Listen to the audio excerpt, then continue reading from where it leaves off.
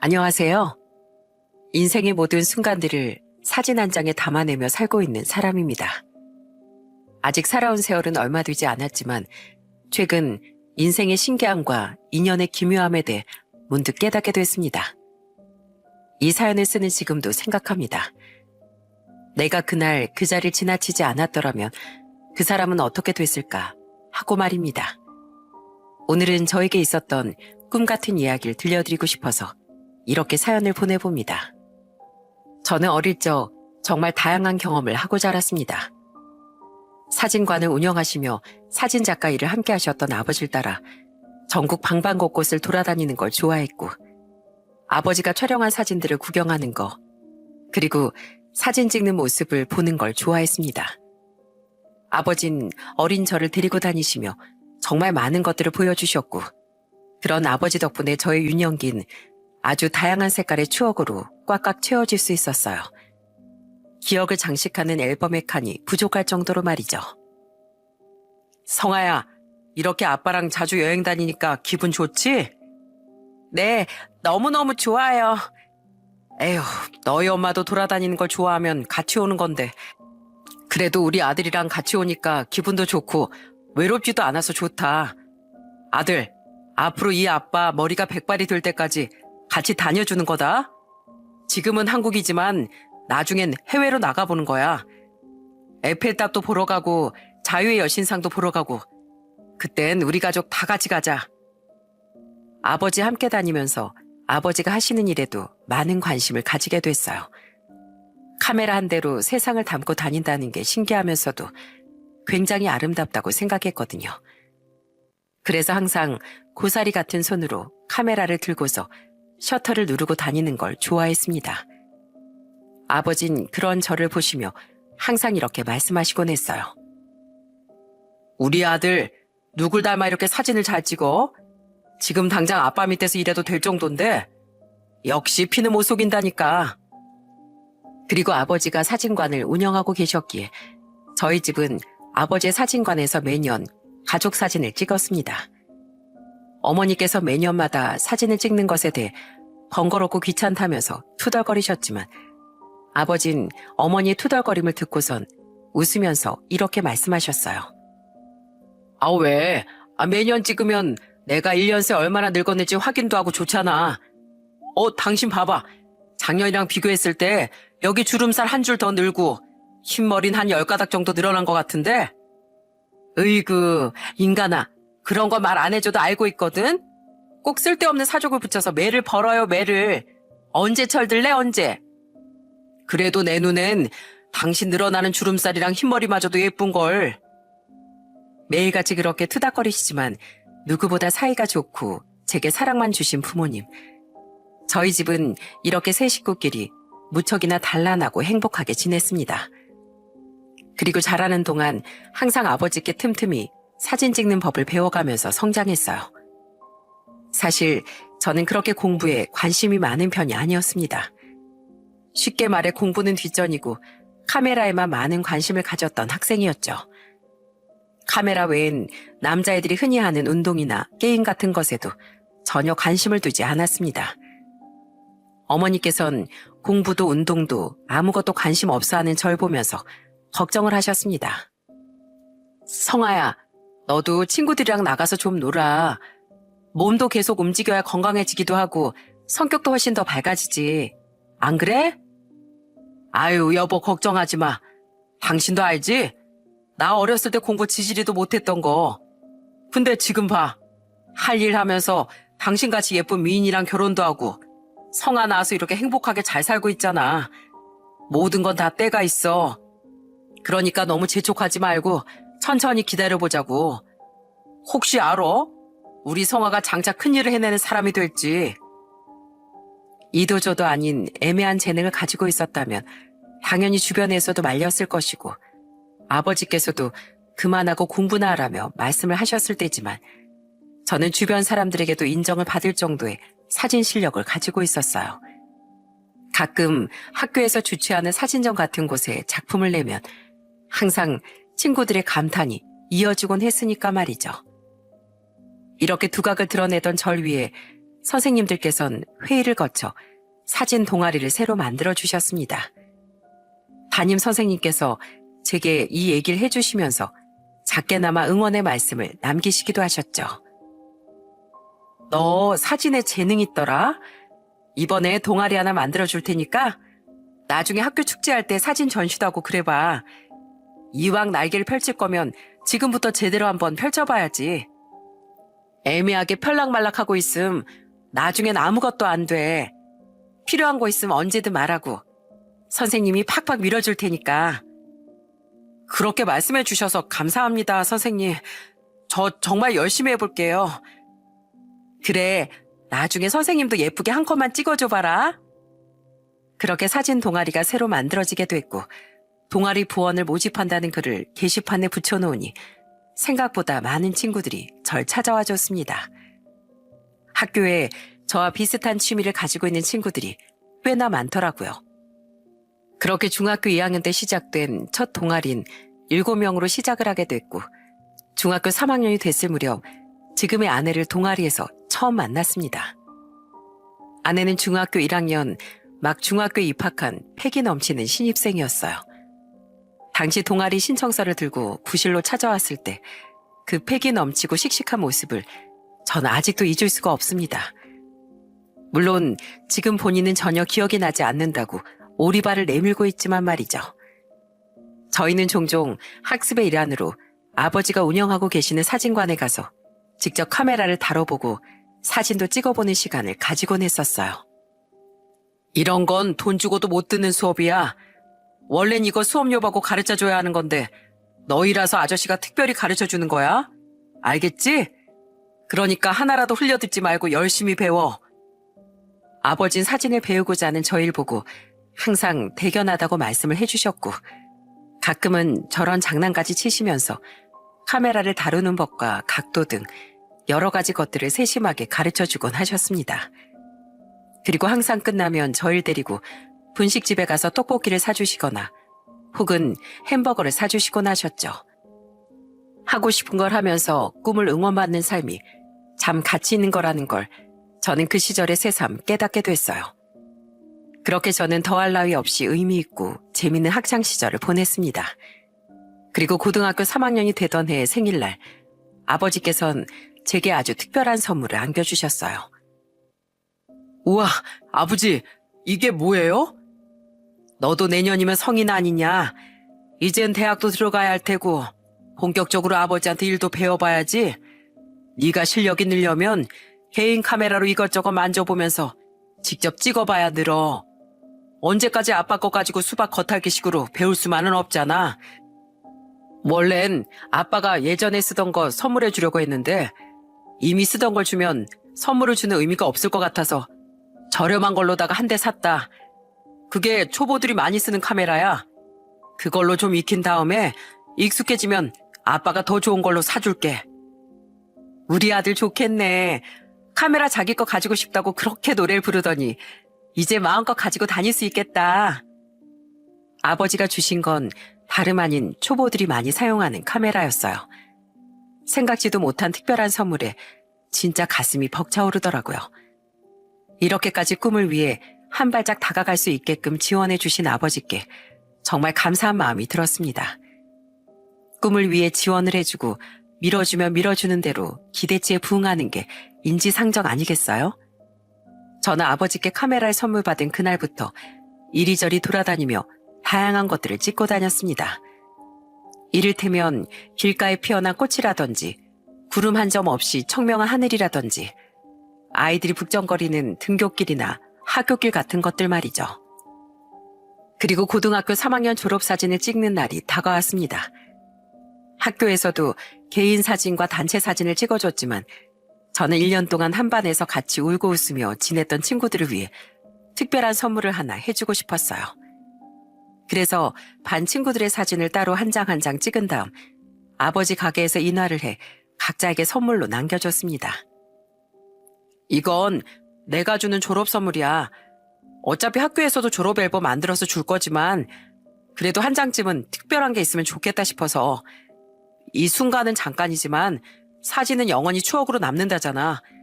다들 마음에 들었으면 좋겠다. 이건 그냥 사진이 아니야. 화보야, 화보. 역시 우리 반 사진 작가님답다. 맞다. 오늘 우리 대학 합격자 명단 뜨는 날 아니야? 지금쯤 붙었을 텐데 얼른 가서 확인해보자.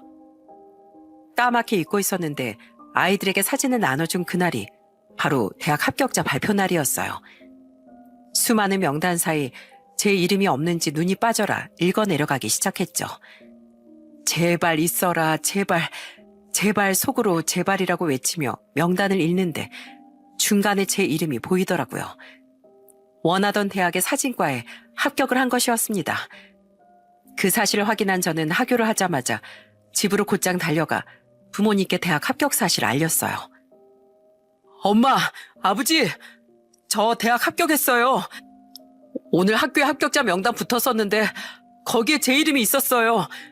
저 이제 대학 갈 수 있어요. 뭐? 그게 정말이냐? 아이고, 장하다 우리 아들, 장해. 혹시라도 떨어지면 어떡하지 걱정하고 있었는데 잘 됐다, 잘 됐어. 이야, 조그맣던 우리 아들이 벌써 대학생이 되고 아들, 진심으로 축하한다, 축하해. 가족들의 축하를 한 몸에 받으며 저는 서울에 있는 대학의 사진학과에 진학을 할 수 있게 됐습니다. 대학에 입학한 후 수업을 들으며 확실히 알게 된 건 혼자 하는 것과 전문적으로 배우는 건 확실히 큰 차이가 있다는 점이었어요. 대학에 와서 전공으로 수업을 들으니까 몰랐던 부분들을 제대로 배울 수 있어 너무 좋았습니다. 학교 생활은 아무런 문제 없이 아주 완벽하게 적응을 할 수 있었고 제가 대학교 때 정말 운명처럼 같은 학교에서 아내를 다시 마주하게 됐어요. 저는 남고를 진학했기에 중학교 졸업 이후 그 자리에서 아내를 처음 만나는 것이었습니다. 제가 첫눈에 알아본 것처럼 아내도 저를 첫눈에 알아봤고 서로 무척이나 반가워했어요. 뭐야, 되게 오랜만이다. 중학교 졸업 이후로 처음이네. 잘 지냈어? 저는 늘 그랬던 것처럼 잘 지냈죠. 선배도 별일 없이 잘 지내셨죠? 서로 정말 오랜만에 만나는 것이었기에 간단하게 근황을 주고받았고 연락처까지 교환을 하게 됐습니다. 그때 처음으로 느꼈어요. 사람의 인연이라는 게 참 신기하다는 것을요. 만날 사람은 저 멀리 타국 땅을 지나가다가도 만나게 된다는데 저희의 만남이 꼭 그런 것 같았습니다. 이 넓은 대한민국 땅에서 6년이라는 시간 만에 같은 대학교에서 마주한 것도 신기하고 또 그 시간 동안 서로 꿈이 변하지 않았다는 것도 신기했어요. 그 이후로 항상 세트처럼 붙어 다녔습니다. 제 수업이 끝나지 않으면 아내가 계속 기다렸다가 같이 밥을 먹으러 갔고 반대로 아내의 수업이 끝나길 제가 기다리기도 했어요. 서로 강의 시간이 비어있을 때도 같이 시간을 보냈기에 동기들은 항상 저희를 보면서 이렇게 말하곤 했습니다. 둘이 보면 맨날 붙어있더라. 수상해, 수상해.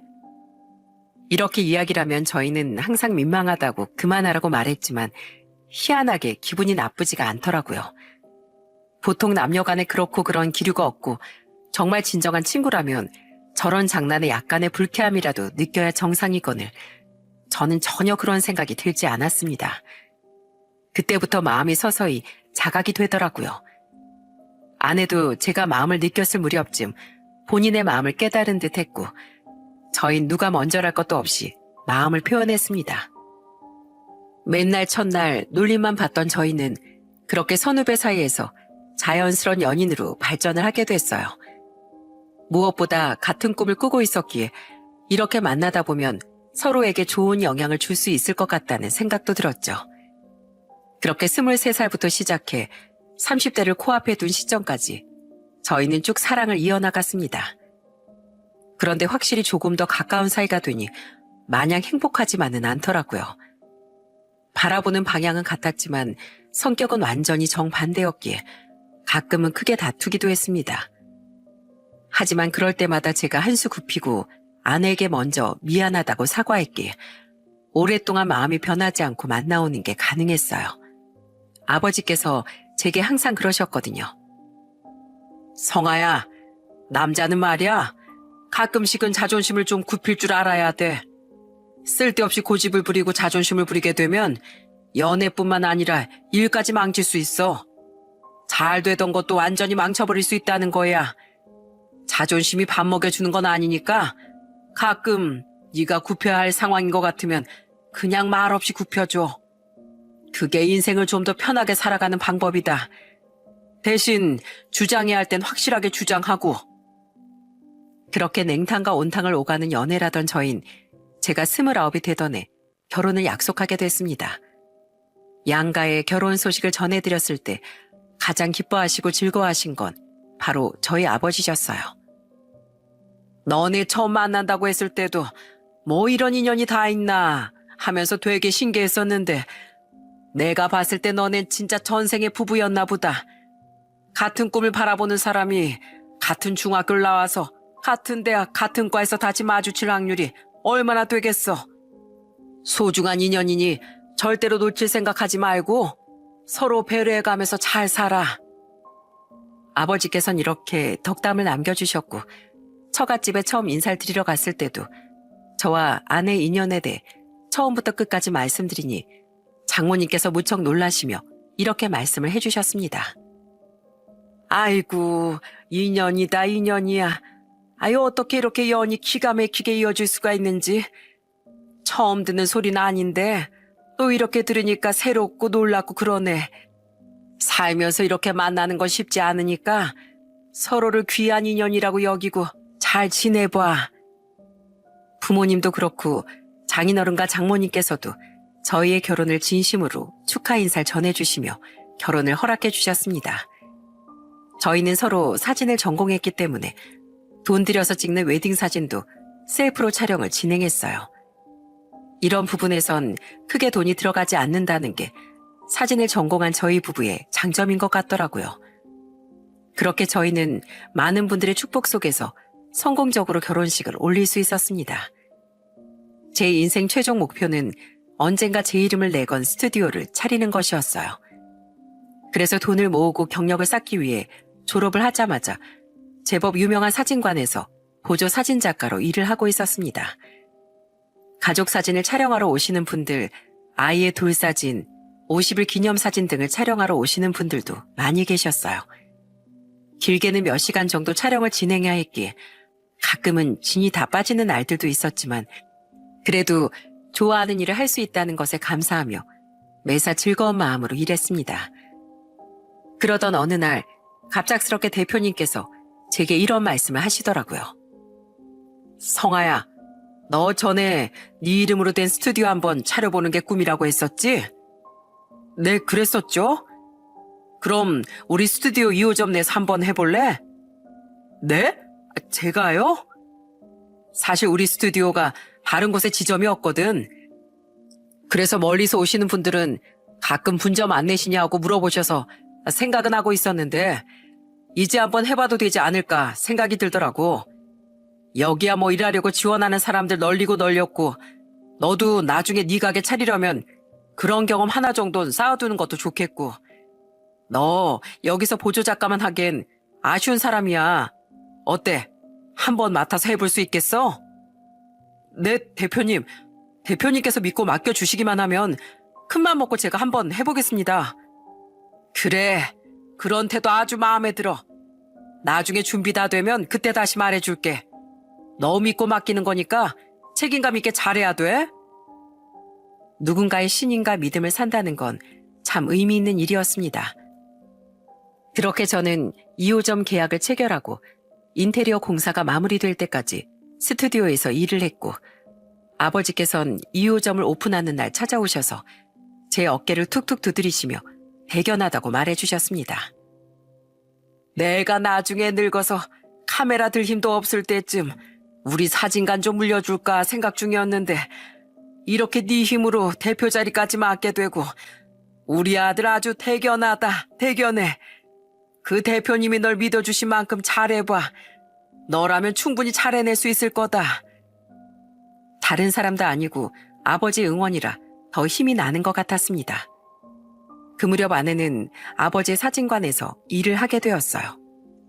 시아버지와 며느리가 한 공간에서 함께 일을 하게 된 것이었죠. 사실 아내도 다른 사진관에서 일을 하고 있었는데 그곳이 문을 닫게 됐고 이 사실을 알게 되신 아버지께서 한날 제게 이렇게 말씀을 하시는 겁니다. 어젠가 엊그젠가 지나가다가 봤는데 새아가가 일하고 있던 사진관 거기 문을 닫았더라. 거긴 언제부터 닫은 거냐? 장사 잘 됐었는데. 문 닫은 진 좀 됐어요. 거기 사장님이 편찮으셔서 닫으셨다고 하더라고요. 그래? 그러면 새아간 지금 뭐 하고 있는데? 새로운 곳에 들어가려고 알아보고 있죠. 근데 왜요, 아버지? 뭐 정 갈 곳 없으면 우리 쪽으로 오라고 해라. 우리도 마침 직원이 나가서 사람을 구하려던 참이었거든. 얘기 꺼냈다가 새아가가 혹시 불편하다 싶으면 더 이상 말 꺼내지 말고. 아버진 아내가 약간 부담스러워하지 않을까, 불편해하지 않을까 걱정을 하시는 것 같았어요. 하지만 예상과는 달리 아내는 굉장히 기뻐하면서 당장 내일부터 출근을 하겠다고 말했고, 그렇게 아버지의 사진관에서 아내가 일을 시작하게 된 것이었죠. 아무튼 어쩌다 보니 저는 스튜디오 2호점의 대표가 됐고, 2호점은 경기도 쪽에 차려졌기 때문에 출퇴근을 하기가 많이 힘들긴 했지만 이젠 직원이 아니라 대표다라는 마인드를 장착하고 열심히 살아갔습니다. 손님이 막 많은 편은 아니었지만 간간히 증명사진을 찍는 손님들이나 프로필 사진을 찍기 위해 방문해 주시는 손님들께서 종종 찾아주셨어요. 사진관의 대표 자리까지 맡게 됐으니 앞으로는 사진 찍는 연습을 더욱 열심히 해야겠다고 마음을 먹었습니다.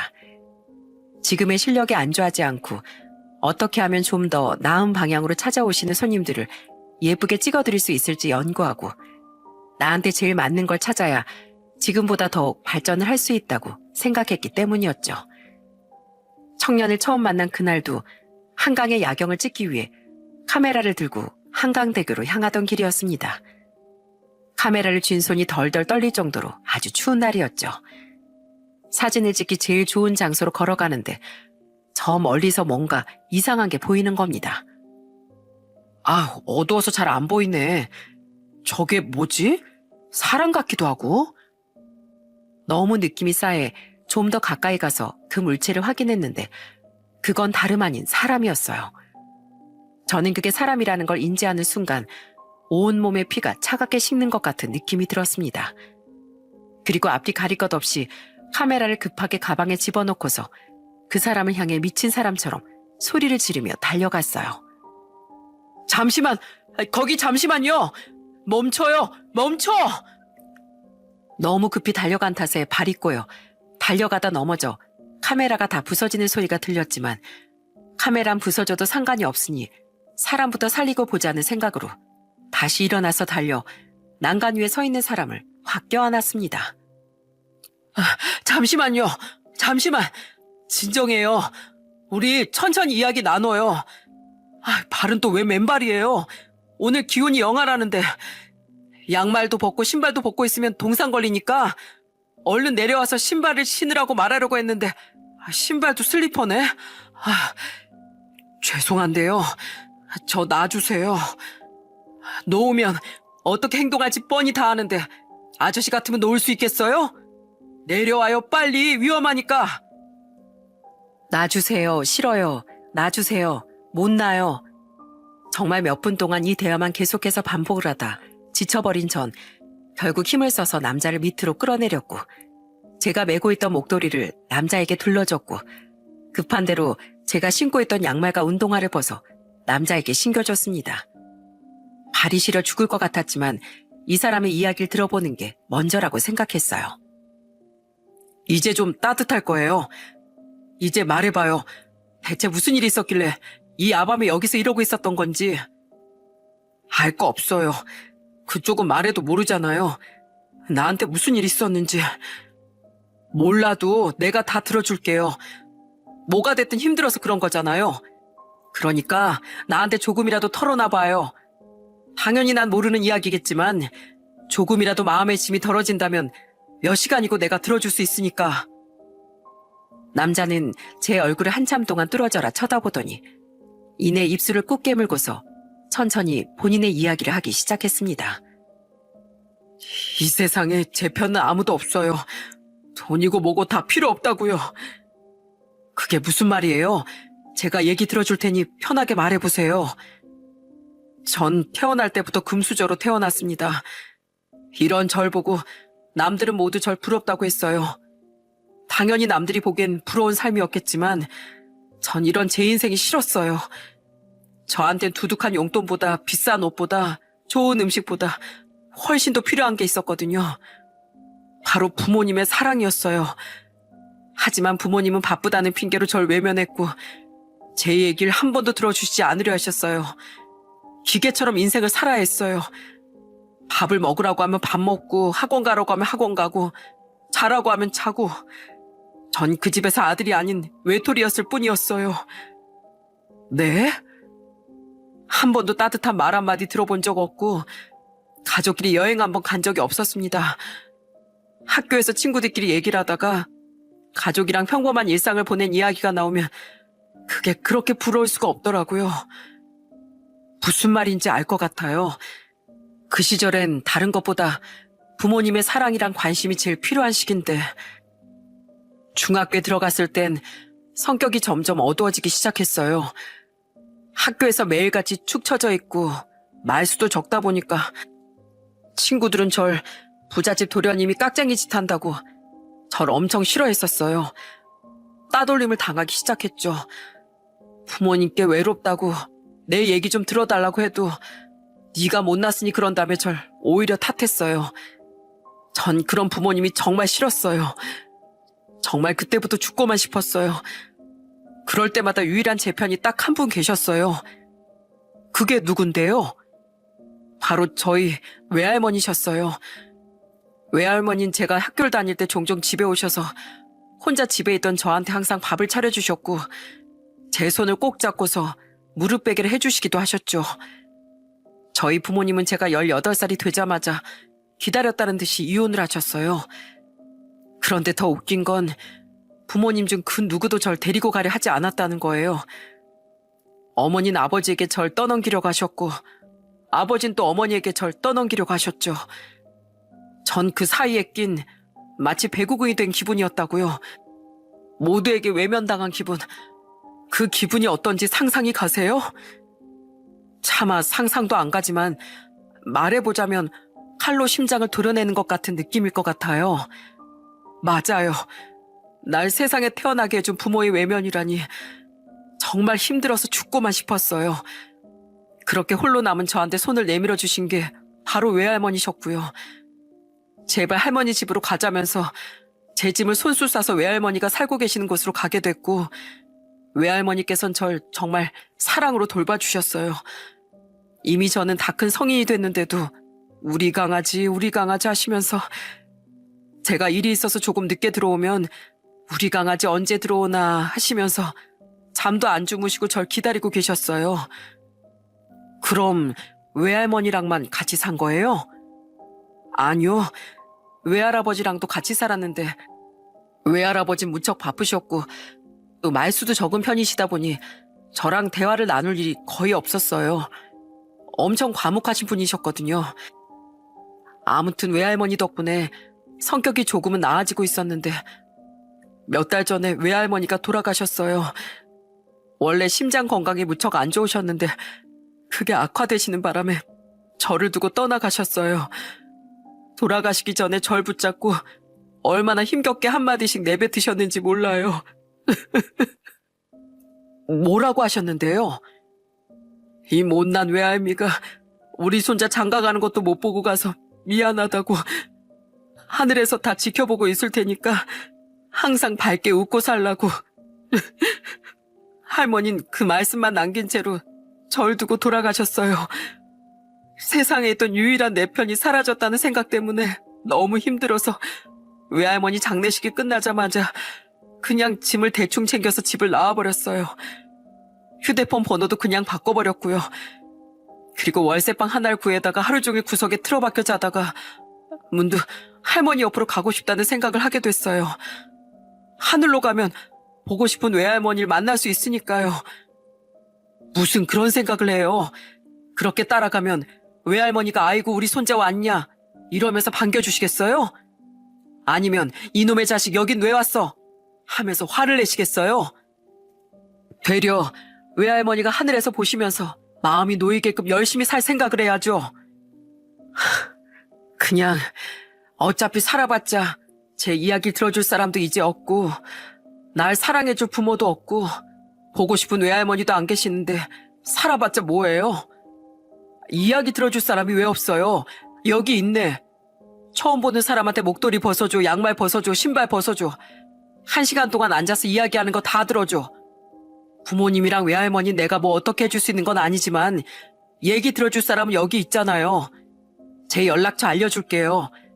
배고플 때, 놀고 싶을 때, 힘들 때, 우울할 때, 속상할 때 아무 때나 전화해요. 제가 언제든지 말벗이 되어줄 테니까요. 처음 보는 사람한테 왜 이렇게까지 하는 거예요?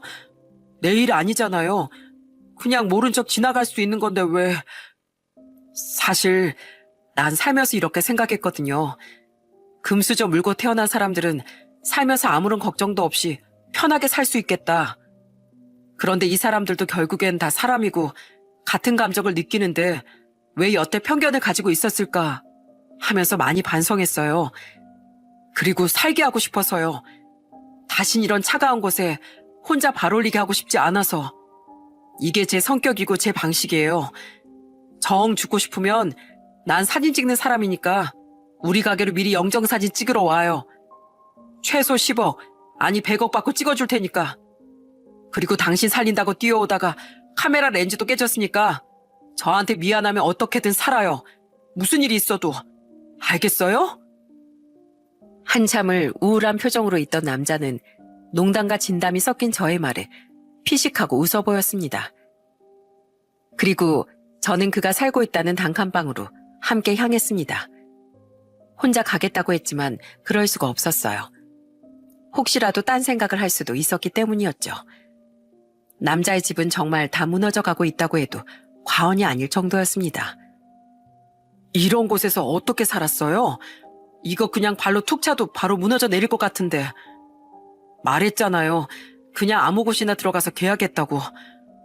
아휴, 이 술병하며 쌓여있는 휴지하며 빨래도 안 하고 살죠? 설거지도 산더미처럼 쌓여있네. 밥도 안 먹고 살았어요? 아이, 좀 놔둬요. 나중에 제가 할 테니까 이제 가세요. 제가 도와드리고 싶어요. 제가 도와드릴게요. 오늘부터 우리 친구예요. 친구가 이런 것도 하나 못 해주겠어요?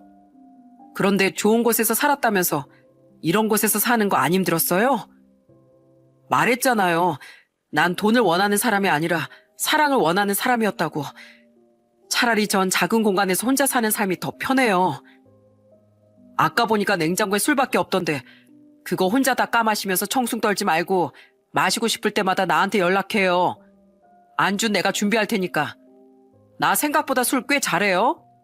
아, 그런데 내가 깜빡하고 나이랑 이름을 못 물어봤네. 이름이 뭐예요? 그리고 나이는? 제 이름은 강도원이에요. 25살이고요. 저는 그의 나이를 듣고서 정말 깜짝 놀랐습니다. 저랑은 조금 나이 차이가 있어서 친구라고 부르기도 정말 민망할 정도더라고요. 저도 그에게 제 이름과 나이를 말해줬고 앞으로 꼭 무슨 일이 있으면 전화나 문자라라고 신신당부를 한 다음 집을 나섰습니다. 그리고 저는 그 다음 날부터 정말 누가 봐도 귀찮을 정도로 도원이를 챙기기 시작했습니다. 삼시세끼 밥은 잘 챙겨 먹었는지, 냉장고의 술은 까서 마셨는지, 오늘은 어떤 하루를 보냈는지 전화를 걸어 물어보곤 했어요. 거의 매일같이 전화를 거니 도원이가 이렇게 말을 하더라고요. 제발 전화 좀 적당히 해요, 형. 누가 보면 뭐 친형제인 줄 알겠어요. 걱정돼서 그러지. 너 또 전에처럼 또 쓸데없는 생각할까 봐. 이게 솔직한 제 심정이었습니다. 그 추운 날 홀로 그곳에 서 있었던 도원이의 모습이 계속 생각이 나면서 마음이 항상 쓰이더라고요. 마음 같아선 쾌적한 환경에서 살 수 있게끔 집이라도 좀 구해주고 싶었는데 저 역시 그렇게 자금이 넉넉한 편은 아니었던지라 매일같이 전화로 안부를 묻거나 혹은 시간이 될 때 만나는 것으로 만족해야 했습니다. 그래도 저와 알게 되면서부터 도원이의 표정은 점점 밝아졌어요. 먹구름이 조금씩 걷히기 시작하니 마음이 조금은 편안해지는 것 같더라고요. 그리고 어느 날은 도원이의 외할머니께서 계시는 낙골당으로 함께 찾아가 인사를 드리고 오기도 했습니다. 도원인 외할머니의 사진을 닦아드리며 이렇게 이야기했어요. 할머니, 나 왔어. 그동안 하늘에서 내 걱정 많이 했지? 미안해. 잘 살지도 못하고 계속 엉망진창의 모습만 보여줘서. 그래도 나 마음 붙이고 지낼 좋은 형도 알게 돼서 지금은 조금씩 나아지고 있어. 할머니가 나 불쌍하게 여겨서 하늘에서 이렇게 좋은 형을 보내준 거라고 생각하고 싶어. 할머니, 거기서 나 안 아프고 잘 지내는 거지? 이 못난 외손자도 잘 지내보려고 노력하고 또 노력할 테니까 하늘에서 나 계속 지켜봐 줘야 돼. 사랑해, 할머니. 형도 한마디 할래요? 할머니가 인사하라고 하시는데. 아유, 그럼 당연히 인사드려야지. 할머니 안녕하세요. 처음 인사드리네요. 그동안 이 녀석 때문에 하늘에서도 편히 못 계셨죠? 이젠 두 발 뻗으시고 편히 쉬셔도 됩니다. 제가 이 녀석 옆에서 엄청 괴롭히면서 다시 못된 마음 안 먹도록 잘 챙길 거거든요. 그러니까 마음 놓으시고 앞으로 잘 될 수 있게 지켜봐 주세요. 그렇게 도원이를 친동생처럼 챙기며 좋은 관계를 유지한 지 6개월 정도가 지난 어느 날, 저희 스튜디오로 아침부터 양복을 쫙 빼입은 사람 2명이 들어왔습니다. 이게 뭐지? 난 아무것도 잘못한 게 없는데? 표정과 모습을 보아하니 사진을 찍으러 온 것도 아닌 듯 보였기에 저는 대체 이게 무슨 상황인지 판단을 하기 바빴습니다. 그리고 그 남자들 뒤로 무척 단정한 차림을 한 할아버지 한 분이 들어오시더군요. 어서 오세요. 혹시 사진 찍으러 오셨나요? 여기 혹시 사장님 되시나요? 네, 맞습니다. 제가 여기 사장입니다만. 잘 찾아왔네. 그럼 혹시 강도원이란 아이를 알고 있어요? 도원이요? 예, 알고 있는데 혹시 누구신지. 그럼 우리 저기 앉아서 잠시 이야기나 나눌까요? 벼랑간 스튜디오로 찾아오신 할아버지 입에서 나온 도원이의 이름에 제 사고회로가 멈추는 것 같았습니다. 이게 대체 무슨 상황인 건지 아무 생각도 안 들고 무척 얼떨떨 하더라고요. 우선은 할아버지 말씀대로 스튜디오 안쪽에 있는 자리에 앉아 대화를 나눴습니다. 갑자기 이렇게 찾아와서 뜬금없이 도원이를 아냐고 물어봐서 많이 놀랐죠? 난 도원이 외할아버지 되는 사람이에요. 안녕하세요. 몰라봬서 죄송합니다. 죄송하긴 몰라보는 게 당연하지. 내가 말을 안 해줬으니까. 사실 어젯밤에 우리 손자 녀석을 만났어요. 녀석이 아무 말도 없이 집을 떠난 지 1년 만에. 정말요? 도원이를 만나셨어요? 만나서 정말 처음으로 도원이랑 많은 이야기를 나눴어요. 도원이 내가 생각했던 것 그 이상으로 우리 아내에게 많이 의지를 했더라고요. 아내가 도원이를 하나뿐인 손주라고 무척이나 아꼈었거든요. 딸내미가 이혼을 하고 도원이를 아무도 챙기지 않아 혼자가 됐을 때 데리고 온 것도 제 아내였고요. 난 회사를 경영한답시고 집에 들어가는 날이 그렇게 많지가 않아서 도원이랑 많이 이야기도 못 나누고 그랬었는데. 맞아요. 저한테 이야기해줬었어요. 외할머니랑 굉장히 가까운 사이였다고. 그래서 의지를 정말 많이 했었다고요. 그러다가 아내가 아프기 시작한 겁니다. 원래 심장이 안 좋은 사람이었는데 아무래도 나이 먹다 보니까 약해져서 문제가 생긴 것 같더라고요. 그때 회의감이 들더군요. 돈을 많이 벌면 뭐하나, 부와 명예를 가지고 있으면 뭐하나, 아픈 아내를 위해 아무것도 해줄 수 있는 게 없는데 이런 회의감이 들더군요. 도원인 그런 아내 곁을 저 대신 온종일 지켜줬어요. 간병인을 쓰자고 했는데 화를 내면서 무슨 일이 있어도 자기가 돌보겠다고 하더라고요. 열이 나면 물수건으로 아내의 몸을 닦아주기도 하고 밥을 손수 다 먹여주기도 하고 병원에서도 소문이 아주 자자했어요. 그러나 내가 결국 세상을 떠나고 장례를 다 치르고 나니 손자 녀석은 이미 짐을 챙겨서 집을 떠나버린 뒤더라고요. 전화번호도 아예 바꿔버리고서. 할아버지께선 도원이가 마음을 추스릴 때까지 찾지도 않고 조용히 기다려주셨다고 했습니다. 어디서 뭐라고 사는지 너무 걱정이 됐지만 혹시나 상처를 입힐까 조심스러운 마음이 들어 기다려주셨고 마침내 어제 도원이가 할아버지 댁으로 직접 찾아갔다고 하더라고요. 우리 손자 녀석이 그동안 신경 쓰게 만들어서 죄송하다고 막내 앞에서 눈물을 흘리는데 얼마나 마음이 아프던지. 그래서 우리 손자의 눈물을 닦아주면서 처음으로 꼭 안아줬어요. 바쁘다는 핑계로 너한테 말 한마디 못 걸어줘서 잘해준 거 하나 없어서 미안하다고. 그렇게 서로 한참을 안고서 펑펑 울다가 제게 사장님 이야기를 하더군요. 할머니를 따라 나서려고 안 좋은 생각을 했던 나한테 손을 내밀어 준 게 바로 사장님이라고. 일면식도 없는 자기를 끌어안고 그 추운 날 신발까지 바꿔 신어가면서 이야기를 다 들어줬다고. 처음 보는 사람에게 다가가 그렇게 넋두리를 다 들어주는 게 결코 쉬운 일이 아닌데 정말 고마워요. 사장님의 그 호의 하나로 우리 손자가 살 수 있었어요. 제가 아니었어도 누군가 그 장면을 봤다면 저처럼 했을 거예요. 그 장면을 직접 눈으로 보고 못 본 척 지나가는 게 이상한 거죠. 그리고 도원이의 마음가짐 덕분에 지금까지 잘 지낼 수 있었던 거지. 결코 제 덕분이 아닙니다. 원래 사장님 가게도 알려주지 않으려 했었는데 내가 억지로 묻고 물어서 찾아온 거예요. 우리 손자 목숨 살려준 값 주려고. 자, 우리가 준비한 거 전달드리지. 할아버지께선 양복을 입은 남자에게 손짓을 하셨고 그 남자는 제게 카메라 가방 같은 걸 건네줬습니다. 저는 그 가방을 열어보고서 순간 너무 놀라 비명을 지를 뻔했어요. 그 안에는 무려 2천만 원짜리 새 카메라가 들어있었기 때문이었습니다. 아니, 이 비싼 걸 어떻게... 저도 못 산 건데. 그날 우리 손질 살리려고 뛰어오다가 카메라 렌즈가 다 부서졌다고 얘기를 들었어요. 사진을 업으로 삼고 일하는 사람인데 카메라가 부서지면 쓰나. 그건 그날 부서진 카메라 값을 대신해 주는 선물이고 이건 우리 손자 목숨 값을 구해준 대가예요.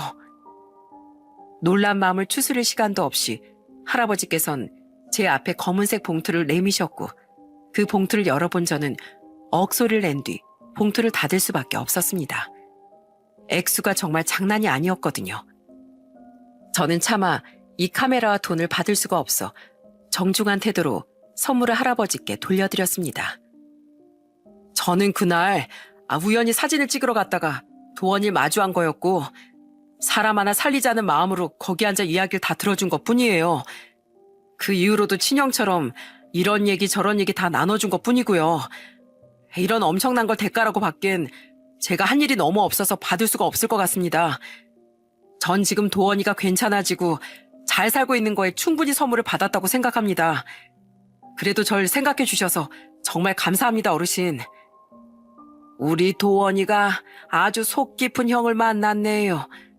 그래도 우리 손자를 건강하게 다시 만난 기념으로다가 내가 따로 보답을 좀 하고 싶은데 그럼 혹시 사진을 좀 찍으러 다녀보는 건 어때요? 무슨 사진이요? 큰 기업에선 보통 행사가 있거나 신제품이 나오면 항상 사내에서 사진을 찍잖아요. 내가 또 이쪽 바닥에서 잔뼈가 좀 굵은 사람이라 아는 사람들이 많아서 여기저기 회사를 다니면서 사진을 좀 찍어보는 건 어떨까 싶어서요.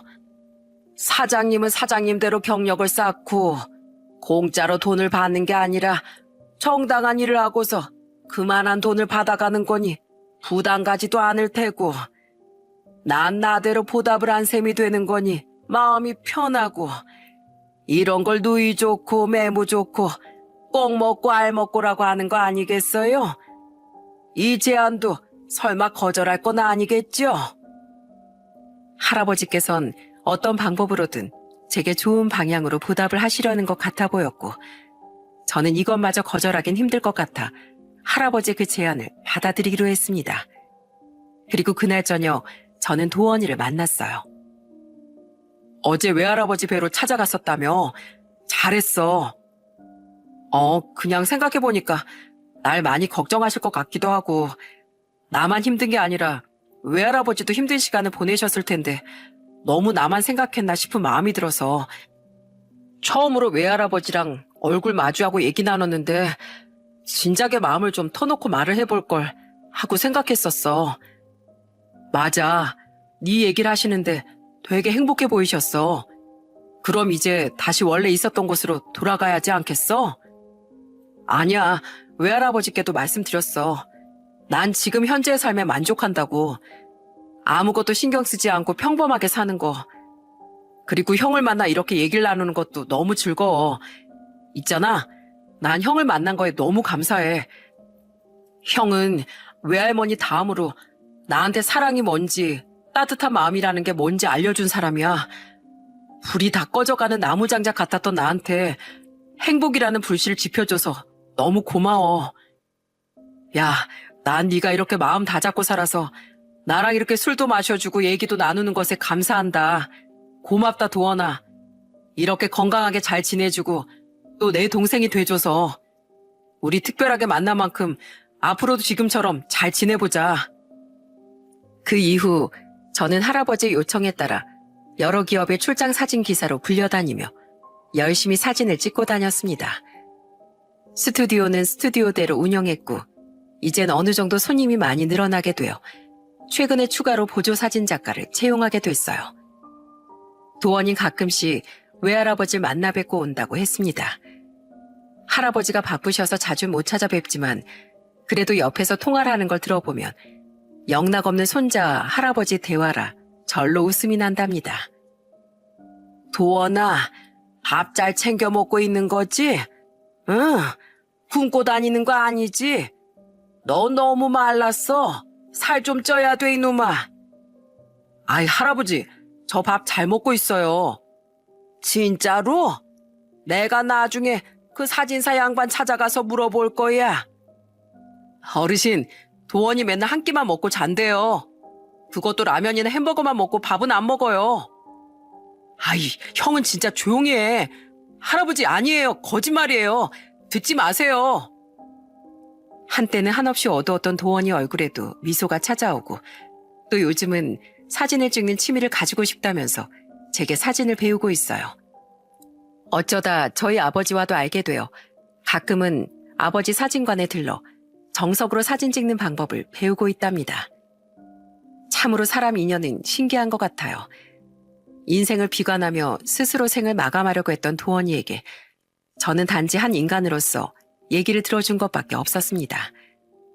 도원이 누군가에게 의지를 하고 싶고 자신의 얘기를 들어줄 사람이 필요했던 거였죠. 외로운 인생을 살면서 그토록 의지했던 외할머니가 세상을 떠나신 후 희망이 없었던 도원인 이제는 어떠한 삶의 목표가 생겼고 살아가야 할 이유가 생겼습니다. 살아보니 세상은 돈이 전부가 아니라는 걸 깨달았어요. 아무리 명예에 불을 쥐고 있다 하더라도 보이는 것이 다가 아니라는 사실도 알게 됐죠. 정말 사람답게 살 수 있는 방법은 진짜 나의 행복을 찾아가는 것임을 도원이를 통해 배웠습니다. 앞으로도 이 평범하고 소소한 행복이 이어질 수 있게끔 평범한 일상에 감사하면서 서로 의지하고 믿으며 잘 지내보려고 합니다. 우리 도원이가 따뜻한 인생을 살 수 있도록 많은 응원 부탁드립니다. 저도 최선을 다해 이 사회에 잘 적응할 수 있도록 노력할 거예요. 제 사연은 여기까지입니다. 모든 분들의 하루가 행복하시기만을 바랍니다.